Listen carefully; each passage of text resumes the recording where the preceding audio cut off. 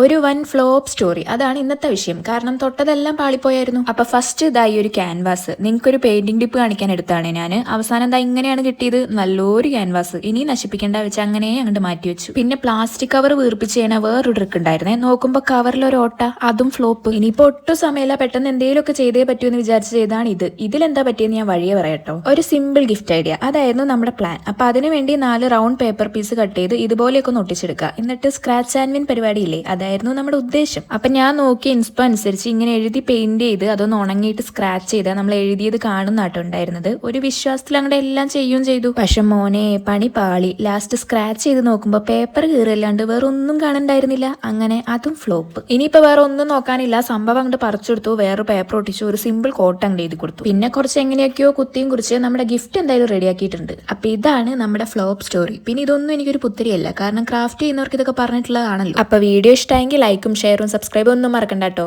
By.